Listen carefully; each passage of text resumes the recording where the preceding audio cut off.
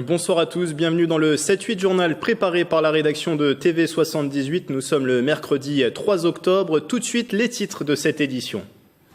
Journée de recrutement hier à destination des jeunes Saint-Quentinois. 2 opérations se tenaient sur le territoire. Le Scarabée à la Verrière accueillait un coup de pouce pour l'emploi, pour trouver un job.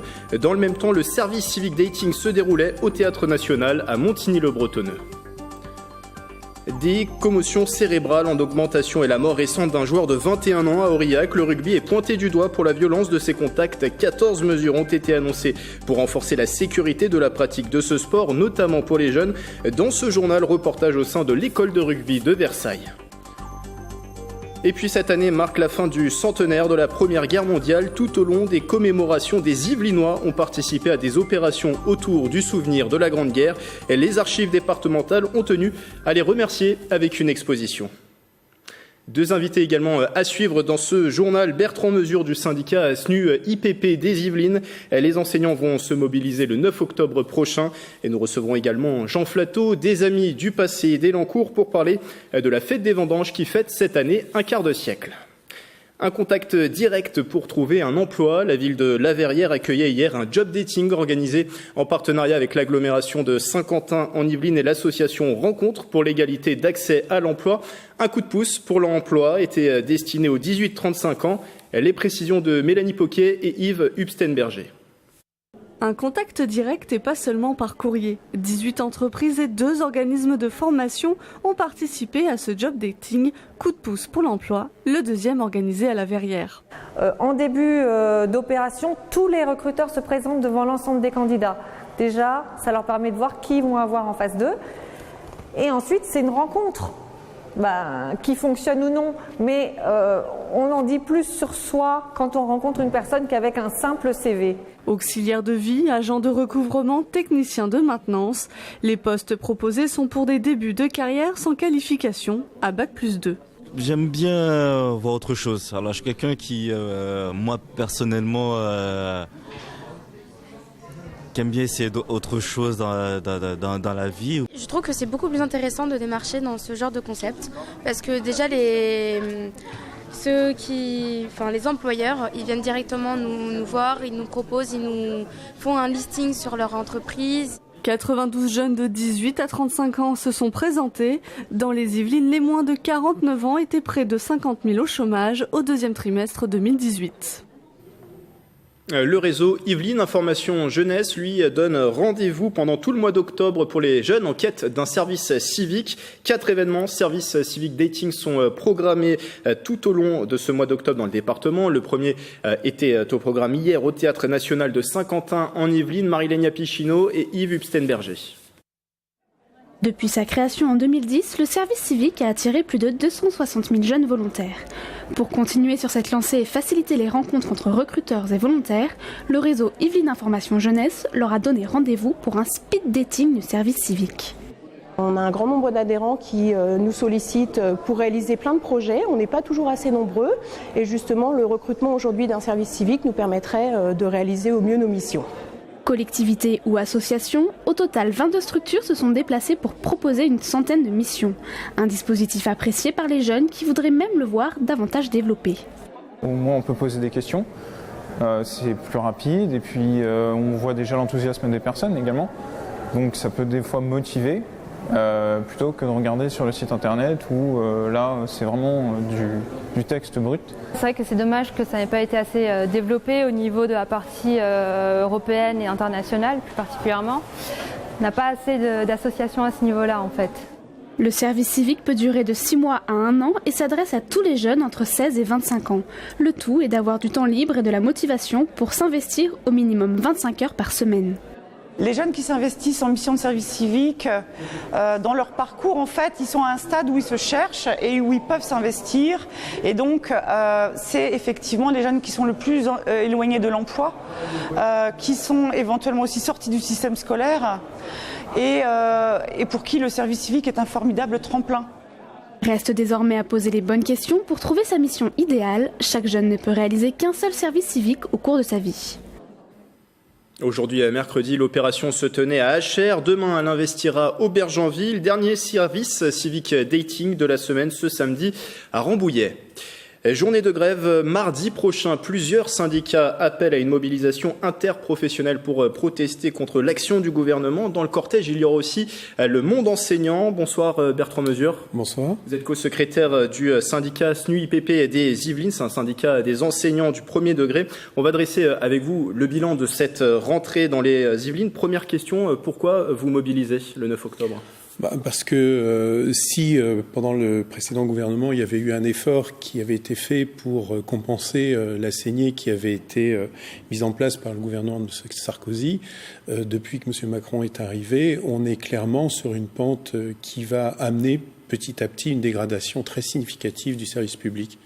Il y a le gouvernement qui a annoncé tout de même une hausse récente du budget pour l'éducation nationale, 750 millions d'euros supplémentaires. C'est une hausse, en fait, c'est une hausse comptable, mais qui en fait se traduit par une diminution en euros constants de ce qui va être effectivement donné aux écoles, puisque, pour faire simple, il y a toute une partie de transfert de budget qui était assurée auparavant par d'autres ministères, comme par exemple les contrats aidés, qui vont maintenant peser sur l'éducation nationale.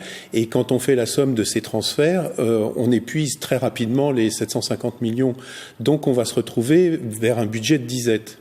Alors, il y a quelques jours, vous présentiez le bilan de cette rentrée dans les Yvelines avec vos collègues aussi, notamment du second degré. Il y a eu depuis cette rentrée des mobilisations et blocages d'enseignants dans le département. Est-ce que vous diriez que cette rentrée s'est faite sous tension ?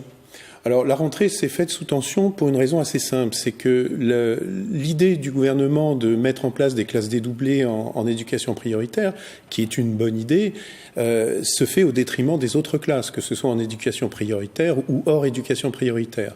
Donc on se retrouve avec des effectifs très chargés, une tension un peu partout, et c'est ce qui fait que les collègues actuellement sont particulièrement remontés.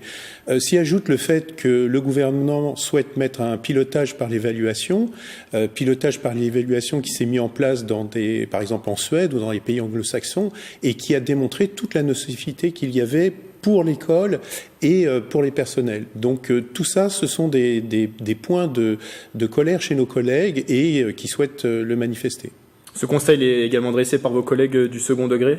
Alors, dans le second degré, on assiste à une déréglementation complète du bac, qui se traduit par l'ensemble des réformes qui ont eu lieu d'abord au collège puis au lycée, qui font qu'à terme, le bac ne sera plus un diplôme national, que l'organisation des services dans les lycées devient un vrai casse-tête, et que même les proviseurs, les corps d'encadrement, l'ensemble des personnels de l'éducation nationale, ce qui est très rare, commencent à pointer un problème à la fois de méthode et à la fois un problème de personne. Il faut bien dire, M. Blanquer est dans une vision extrêmement idéologique de l'école qui ne correspond pas à ce qui se passe au quotidien sur le terrain. Alors pour le premier degré, vous en parliez, le dossier de la rentrée, c'était la suite de cette mise en place des classes dédoublées, débutée l'an passé dans le réseau d'éducation prioritaire. Alors cette année, ce dispositif a été étendu à l'ensemble des CP du réseau d'éducation prioritaire, à certains CE1. Ça concerne en tout 347 classes dans les Yvelines. Le principe, c'est bien sûr d'avoir ces 12 élèves pour un suivi personnalisé, plus personnalisé. Est-ce que, un an après ces premières expérimentations, la suite de cette mise en place, vous êtes satisfait de cette mesure ou faut-il encore l'améliorer ? On est évidemment satisfait d'une mesure qui vise à diminuer les effectifs, et en particulier dans les zones les plus difficiles. C'est quelque chose que nous réclamons depuis très longtemps. Mais on pourrait s'interroger pourquoi les CP et les CE1, pourquoi pas non plus à l'école maternelle, qui est un moment essentiel pour apprendre. Et puis c'est au détriment d'autres classes. Voilà, et de toute façon, c'est au détriment des autres classes, y compris en éducation prioritaire. Quand vous évoquez le chiffre de 12, c'est un chiffre théorique, et dans beaucoup d'endroits, ça se traduit par des classes qui sont à 13, 14, et quand on regarde sur les élèves de cycle 3, on se retrouve avec des classes qui frôlent les 27 élèves en éducation prioritaire, et je ne parle même pas de leur éducation prioritaire, où la tension, là, est à son maximum. C'est-à-dire la promesse de 12 élèves, pour l'instant, pas tenue, selon vous ? La promesse de 12 élèves n'est pas formellement tenue, mais en plus, ça se fait au détriment des autres classes. Alors, quid des locaux également ? Vous inquiétez également chez nos confrères du manque de locaux, notamment à Trappes où vous enseignez, où les capacités maximales en termes de locaux sont déjà atteintes, c'est ça ? Elles sont déjà atteintes, donc ce qui fait que les écoles ont dû épuiser l'ensemble des salles qui étaient disponibles, par exemple pour une bibliothèque, pour une salle informatique, etc. L'année prochaine, si on prend l'exemple de Trappes que vous évoquez, il n'y a plus de places disponibles. Donc clairement, la montée en puissance sur les CE1, sur une partie des écoles, se fera avec 24, 25, 26, 27 élèves par classe, avec 2 enseignants, certes, mais ce sera toujours avec 24 et 27 élèves. On est quand même loin de ce qui était annoncé. D'autant plus que le gouvernement ne s'est pas soucié en amont de ces annonces de savoir si les locaux étaient disponibles.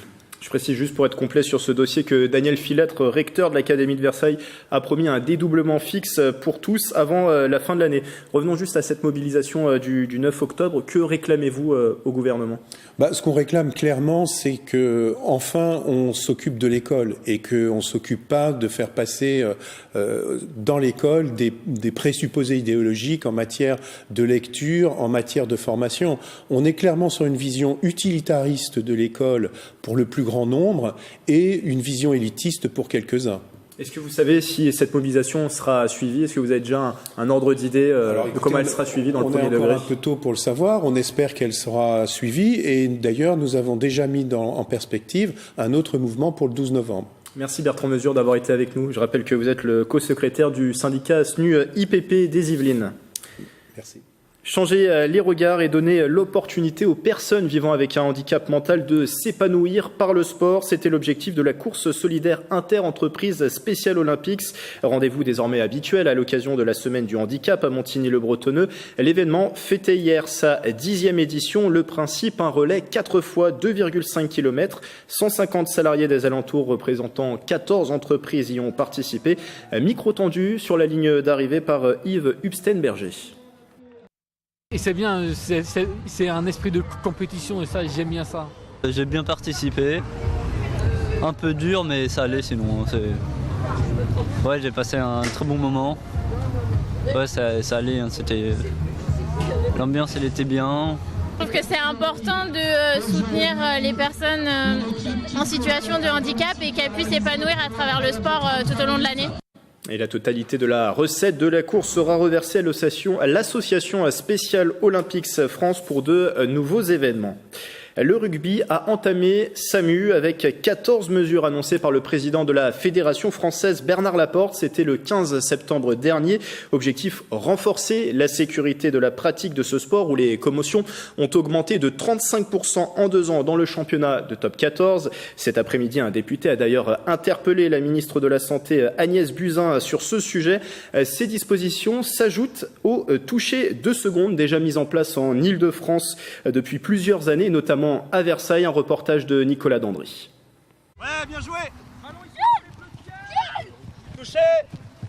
Défendre en touchant son adversaire et lui laisser 2 secondes pour faire une passe. C'est la nouvelle règle mise en place dans les écoles de rugby et notamment ici au Rugby Club de Versailles. Une disposition en œuvre depuis 4 ans en Île-de-France pour favoriser un style de jeu et sécuriser les joueurs. Le but, c'est d'inciter par la règle à faire évoluer le jeu.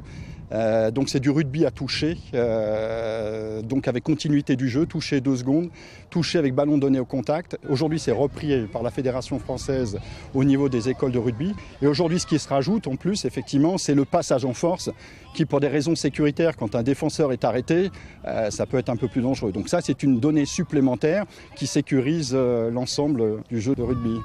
Rechercher les espaces sans aller obligatoirement au contact, l'enseignement donné par les éducateurs à Versailles, tout en préparant au plaquage les petits rugbyman dès le plus jeune âge, avec cette volonté d'éviter les chocs violents. Ce jeu de mouvement, ça a un intérêt dans le sens où le porteur de balle va chercher à éviter les défenseurs, à avancer dans les intervalles et donc à ne pas rentrer dans les murs comme on peut voir sur certaines vidéos de pros. On apprend sur le plaquage par exemple à bien placer sa tête sur le côté, avec la tête calée sur la fesse qui est molle pour ne pas justement se faire mal. Donc en fait on apprend plusieurs mouvements qui nous mettent en sécurité les enfants. À Versailles, les moins de 8 ans jouent à l'épervier adapté au rugby. Le but, ne pas se faire attraper en traversant le terrain. C'est quand même un jeu qui est fait pour le contournement. Donc c'est assez intéressant dans le sens où où nous, ce qu'on recherche, c'est à éviter l'adversaire.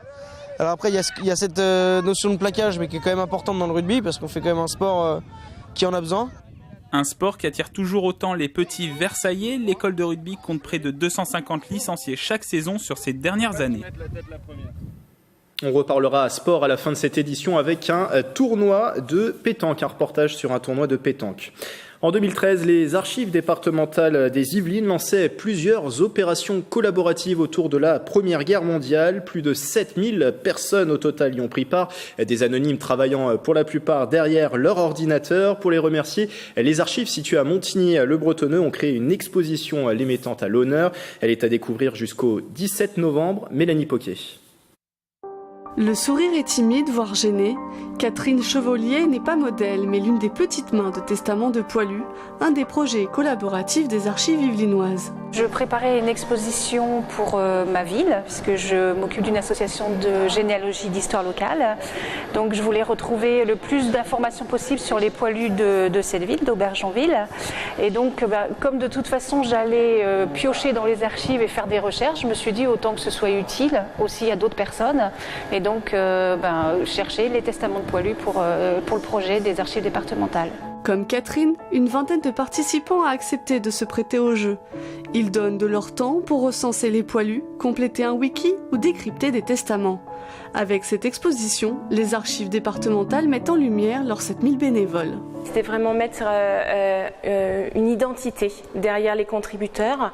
Dans notre travail au quotidien, on parle de notre équipe de contributeurs parce qu'on a quand même un vivier assez important de personnes très impliquées, très présentes, qui participent beaucoup. Et puis finalement, comme beaucoup de projets sont en ligne, via des plateformes informatiques, ce sont des noms, des pseudos et on les voit pas finalement. Capturés par l'objectif de Thierry Mouni, le photographe des archives, les portraits sont à découvrir jusqu'au 17 novembre. Une grande journée faite de l'histoire conclura l'exposition. Le rendez-vous est toujours pris au début de l'automne. Il fête cette année un quart de siècle. Ce dimanche, c'est la 25e édition de la Fête des Vendanges à la ferme du Mousseau d'Élancourt. C'est un événement organisé par l'association des Amis du Passé d'Élancourt. Avec nous en plateau, son président Jean Flateau. Bonsoir. Bonsoir. Alors, cette Fête des Vendanges, c'est toujours un rendez-vous que vous attendez avec impatience chaque année ? Oui, attendu par les membres de l'association Les Amis du Passé d'Élancourt, mais aussi les enfants, les habitants d'Élancourt et des communes voisines qui peuvent venir vendanger, qui sont invités, puisque les vendanges sont toujours gratuites et qui existent depuis 25 ans, toujours le premier dimanche d'octobre. Justement, cette association des Amis du Passé d'Élancourt, vous l'avez créée en 1987. C'est quoi ses missions, cette association ? Alors, cette association, je côtoyais je faisais partie de plusieurs associations à l'époque sur les transports, sur la défense de l'habitat, et j'ai côtoyé un certain nombre de personnes que j'ai regroupé et à qui j'ai demandé pour pouvoir justement faire créer une association, les Amis du Passé d'Élancourt, qui avait pour but que ce soit pédagogique, ludique, et puis toujours festif. Et donc on a recréé plusieurs événements. Et à l'époque, 87, c'est deux années avant 89. Et c'était pour préparer les fêtes du bicentenaire de 1989, auxquelles nous avons participé, mais également faire des recherches et transmettre. Nous avons fait plusieurs livres. Le premier, Élancourt et son école à la Belle Époque. Et le troisième, il y en a un deuxième sur la vigne qui est épuisé, mais le troisième, Élancourt, un village devenu ville, avec le... Je vais le montrer, donnez-le-moi, je vais le montrer à l'image. Donc celui-là. Là, c'est le premier. Voilà, donc voilà, ces livres avec lesquels vous êtes venus en plateau. Alors vous le disiez, association qui a pour but de promouvoir ces événements festifs, pédagogiques, ludiques. Il y a beaucoup d'enfants à chaque fois à cette fête des vendanges chaque année. Pourquoi c'est important pour vous cette transmission ? Alors, d'abord, pourquoi une vigne ? Mais il faut savoir que le plus grand vignoble, il y a 100 ans, avant le phylloxéra, c'était l'Île-de-France. Et il y avait pratiquement des vignes dans tous les villages, dans l'ancienne Seine-et-Oise, puisque les Yvelines font partie de l'ancienne Seine-et-Oise. À Élancourt, je crois que depuis le haut Moyen-Âge, il y a des vignes. Il y avait des vignes, et M. Stéphane avait fait, pour justement le deuxième livre, Histoire de la vigne à Élancourt, il avait retrouvé un certain nombre d'éléments et des noms de rues, des propriétaires, et il y a eu tout un travail d'archives. Et puis c'est aussi le but de l'association, transmettre par l'intermédiaire de livres. Mais je pourrais plus longuement vous dire parce que là, on a eu des événements très importants, en particulier. Il y a un bombardier Lancaster qui était tombé sur Ilancourt, abattu par un avion allemand dans la nuit du 10 au 11 juin 1944. Et nous avons retrouvé, avec beaucoup de chance, les descendants de 3 des 7 aviateurs, et puisqu'il y avait 2 Australiens dans le pilote, c'est la deuxième mission, 2 Canadiens, 3 Britanniques. Voilà, il ne faut pas se tromper. 2 Écossais et 1 Anglais. Et nous avons cueilli à 4 ans, il y a une stèle dans le parc des Coudray, une plaque au monument, et il y a un partenariat avec la mairie d'Elancourt pour cet événement. Mais j'en citerai un travail très, très fouillé par vos membres, les membres des Amis du passé d'Elancourt. Un travail collectif. À quoi ressemblent les quelques jours qui précèdent cette fête des vendanges? Comment préparez vous vos vignes à la récolte? Alors, nous avons eu de la chance, pas de grêle, pas de gel, mais comme chaque année, plus ou moins, il y a des maladies. Les maladies sont celles qu'il y a sur les plants de tomates, sur les courgettes, à savoir oïdium, mildiou. Et en fait, une année sur l'autre, il peut y avoir une plus ou moins bonne récolte. Et là, nous avons une équipe parmi les Amis du passé, des personnes qui nous ont rejoints sous la houlette de Joseph Gontier, qui est notre maître de chef vigneron, qui a fait un travail avec une réunion hebdomadaire, c'est-à-dire piocher, biner les pieds, ensuite... Et du coup, cette année, elle sera bonne, la récolte? Alors, cette année, si on table sur les vignobles dont on a vu qu'ils sont vendangés actuellement, ça devrait être une année exceptionnelle et très tardive, puisque ça va être le 7 octobre. Très concentré en sucre. Nous avons le collège de Guyancourt qui est venu visiter des élèves et qui ont pu voir tout ce travail qui était fait d'entretien de la vigne et de préparer. Et là, normalement, il y a de belles grappes de raisin avec des hybrides pour éviter les maladies et quelques pieds de chardonnay et un savagnin que j'avais essayé. Pourquoi? Je suis franc-comtois et le savagnin, c'est un cépage de Franche-Comté, d'Arbois. Et comment ça se déroule les vendanges? Il y a la récolte, le pressage après? Alors, là, nous, c'est depuis le début, d'abord, c'est des vendanges gratuites pour les enfants, pour les parents. On vient d'Elancourt et des environs, de France et de Navarre. Et là, en fait, les gamins, à l'ancienne, ils coupent des grappes de raisin. Ensuite, ces grappes de raisin sont mises dans un fouloir pour fouler avec les pieds. Donc les gamins et les gamines foulent avec les pieds, on jette ce premier jus un petit peu, puis ensuite ils égrappent avec un égrappoir du raisin. Le raisin est ensuite pressé, ils sont autorisés à déguster avec les parents le jus de raisin qui va être très sucré, je suis sûr, et qui fait déjà des degrés d'alcool, peut-être pas loin de 10 cette année. Okay, avec modération. Avec modération. Et ils ont un goûter gratuit, offert par les Amis du passé. Et ensuite, il y a la commune nous prête un camion qui est décoré le samedi qui précède en forme de char pour ensuite, une vendange terminée, la police accompagne le camion, le char, le cortège au village, dans l'ancienne mairie-école, soit dans la cour s'il fait beau, soit sous le préau. Et là, il y a un repas dansant animé par la country ligne, c'est-à-dire danse, un groupe qui vont être là pour faire des démonstrations et faire danser. En 2 mots, qu'est-ce qu'on peut vous souhaiter? On arrive déjà à la fin de cet entretien pour cette 25e fête des vendanges. Eh bien, quel que soit le temps, que tout le monde vienne. Et le lendemain, tout est pressé pour faire du jus de raisin et mettre en tonneau ensuite. Très bien. Et donc cette 25e fête des vendanges, je rappelle...